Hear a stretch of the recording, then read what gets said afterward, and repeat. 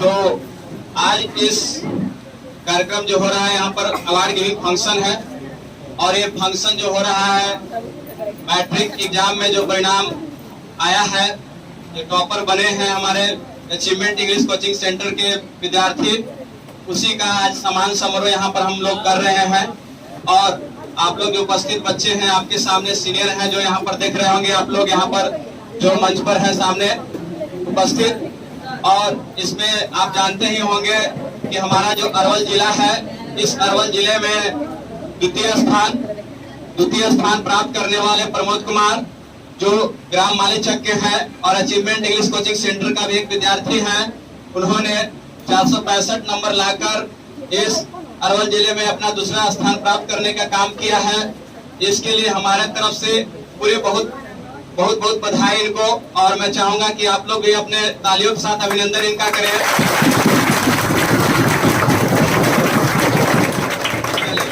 और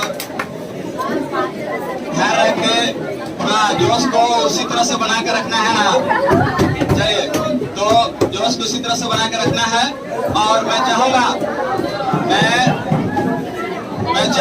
कि आप लोग, मैं चाहूंगा कि प्रमोद कुमार आपके बीच में है, मैं चाहूंगा कि प्रमोद कुमार आपके बीच में संबोधित करेंगे, आपको कुछ शब्द बताएंगे, अपने बारे में बताएंगे। और खास करके मैं इनका इंग्लिश का मार्क्स मैं खुद नहीं बताऊंगा, ये खुद ही बताएंगे और आपको भी मोटिवेट करेंगे, इस संस्थान के बारे में बताएंगे कि अंग्रेजी किस तरह से पढ़ाई किया और कैसे तैयारी किया और कैसे आपको भी तैयारी करना है, उसके बारे में बताएंगे। तो मैं चाहूंगा कि प्रमोद आएंगे यहाँ पर और बताएंगे आप सबको।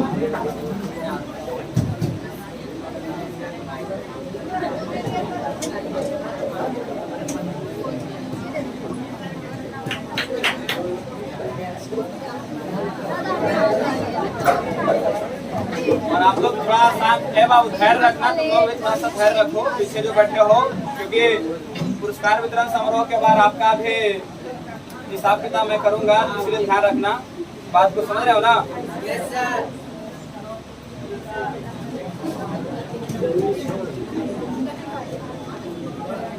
हेलो दोस्तों, मेरा नाम प्रमोद कुमार हुआ, मेरे पिताजी का नाम श्री सुरेंद्र यादव हुआ।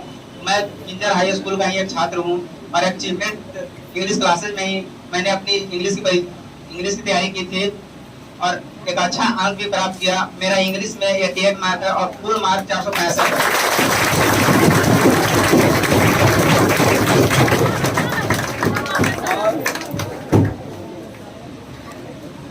और वो बताएंगे कि इंग्लिश की तैयारी किस तरह से आपने किया उसके विषय में। इंग्लिश की तैयारी मैं शुरू से ही कर रहा था और 9th क्लास से ही मैं शशिकांत सर के पास पढ़ाई कर रहा था। इंग्लिश की तैयारी के लिए आप लोगों को ज्यादा तो मेहनत नहीं करना है, कम से कम घर पे 1.5 घंटा भी अगर मेहनत करते हैं तो अच्छा अंक प्राप्त कर लेंगे। और लास्ट के समय में एग्जाम जो सर लेते हैं उस पर ज्यादा फोकस करना है और राइटिंग सेक्शन पर भी आपको ध्यान रखना होगा।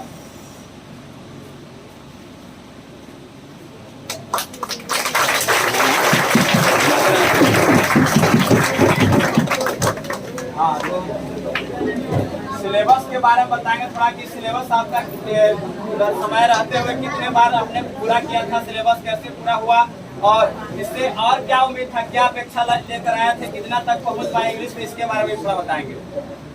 सिलेबस की बात करें तो सिलेबस सर के पास 2 बार हम लोगों को खत्म हो चुका था और आप लोग भी शांति से पढ़ेंगे तो सर 2 बार खत्म कर ही देते हैं और सिलेबस तो समय से पहले ही खत्म हो जाता है।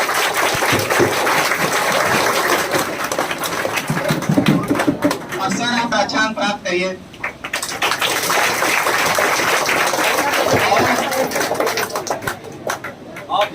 ऑब्जेक्टिव के विषय में बताएंगे कि ऑब्जेक्टिव के ज्यादा फोकस किस पर करना चाहिए, ऑब्जेक्टिव क्वेश्चन जो है कहाँ से ज्यादा आता है, ऑब्जेक्टिव में कैसे आसानी से अंक प्राप्त कर सकते हैं। ऑब्जेक्टिव में ज्यादा क्वेश्चन बुक से ही आते हैं और आपको बुक्स पर ही ज्यादा ध्यान देना है और ग्रामर सेक्शन पर भी बराबर ध्यान देना है। अगर आप बुक पर भी ज्यादा ध्यान देंगे तो आपको अच्छा अंक प्राप्त हो जाएगा।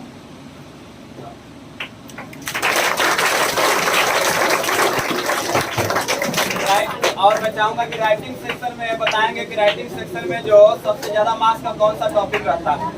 राइटिंग सेक्शन में सबसे ज्यादा मार्क लेटर, एप्लीकेशन हो गया और पैसेज है, वो सब में ही ज्यादा मार्क रहते हैं और बुक से आप लोग को क्वेश्चन आंसर पूछे जाएंगे।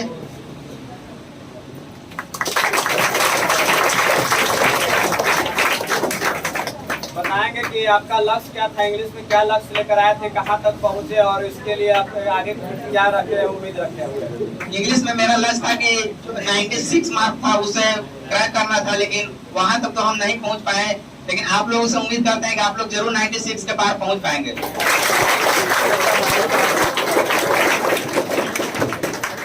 और आगे आप जो है इसके बाद मैट्रिक के बाद आप अपना जीवन में कुछ बनने के लिए सोचे होंगे, तो क्या चीज की तैयारी करना चाहते हैं?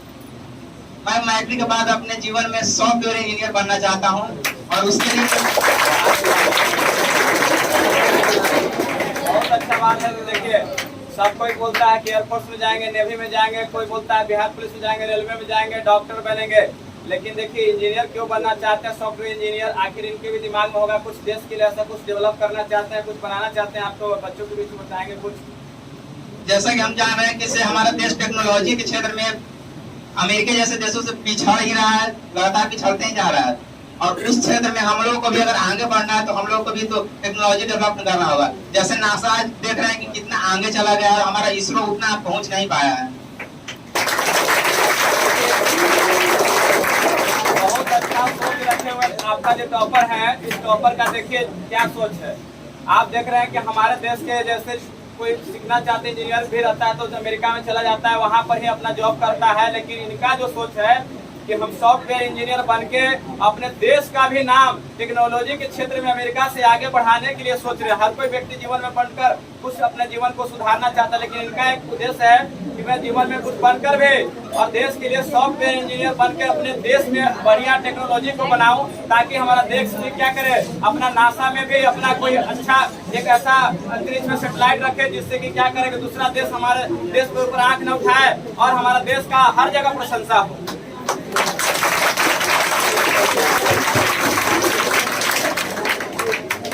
अब जो मैं इन्होंने बहुत सारे प्रश्न किए, हमने टॉपर से जवाब दिया। और जैसे कुछ यहाँ की बातें जैसे आप देखते होंगे, कुछ हमारे बारे में कह दीजिए कि किस तरह से हम रहते हैं। और थोड़ा सा नए नए विद्यार्थी आए हुए हैं इसमें कि हमारे क्या कैसी पहचान है। और बच्चों को लगता है कभी कभी कि सर बहुत स्ट्रिक्ट है और बहुत ज़्यादा गाइडेंस करते हैं, बहुत ज़्यादा बोलते हैं। तो इनको भी बहुत सारे बोला, हमने बात किया, लेकिन उन्होंने जो बात को माना और आज हमेशा कभी बात को बुरा नहीं माना। जितने भी डांट दबाव किया, हमने जिस तरह से पढ़ाया, लेट जाने के लिए भी डांटा और होमवर्क भी नहीं करने के लिए डांटा, और जिस तरह से मैंने डांट दबाव किया उनको कभी उन्होंने बुरा नहीं माना। और उसके परिणाम है कि आप सबके बीच में इस तरह के परफॉर्मेंस दिए हैं। तो आप बताइए कि क्या आपको कुछ बताइए अपने शिक्षक के बारे में भी कुछ। आप लोग सर के बारे में परिचित हैं कि सर थोड़ा सा ज्यादा स्ट्रिक्ट है।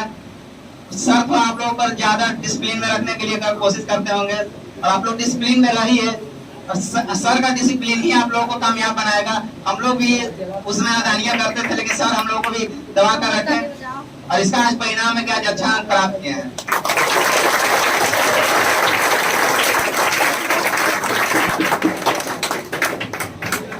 तो अब जो है मैं इनका टॉपर का एक तरह से कहिए तो मैंने इंटरव्यू ही ले लिया है ना, और एक प्रेस रिपोर्टर की तरह इंटरव्यू लिया। जैसे टॉपर है तो कुछ टॉपर से सुनने का मन कर रहा था ना जी, तो टॉपर की तरह कुछ ऐसे प्रश्न कीजिए उनके पर्सनली हो या। और थोड़ा सा मैं एक चीज नहीं पूछा हूँ अभी तक। देखो मैं बार बार ये चीज को करता हूँ कि जीवन में सफल कौन होते हैं और सफलता किसको मिलता है और कैसे मिलता है, इसके बारे में थोड़ा सा बताएंगे। अपने संघर्ष की जिंदगी को बताएंगे कि क्या आर्थिक संघर्ष था, उसके बावजूद भी इन्होंने कैसे पढ़ाई किया, कैसे मेहनत करके इस मुकाम तक पहुंचा। थोड़ा फैमिली बैकग्राउंड से लेकर और उसकी पढ़ाई तक लेकर थोड़ा सा बता दीजिए। लास्ट पॉइंट है, लास्ट हमारे तरफ से क्वेश्चन है। जीवन में सफल वही होता है जो मेहनती होता है, जो लगातार मेहनत करता है वही जीवन में सफल ही होता है। और मैं भी ज्यादा कुछ बड़े घर से बिलोंग नहीं करता हूँ, मैं भी एक मीडियम घर से ही बिलोंग करता हूँ। मेरा भी घर में काफी आर्थिक स्थिति खराब था, फिर भी सर के सहयोग से अगर देखें तो ज्यादा दिक्कत नहीं हुआ पढ़ाई में।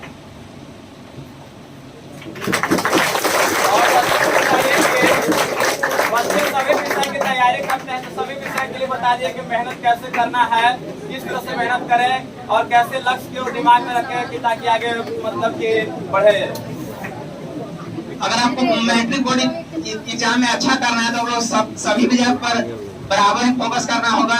और इंग्लिश के लिए तो आप लोगों को कम से कम 1.5-2 घंटा भी अगर लगातार मेहनत कर देंगे तो अच्छा मार्क्स मिल जाएगा। और मैथ, साइंस ये सब पर थोड़ा तो ज्यादा फोकस करना ही पड़ता है।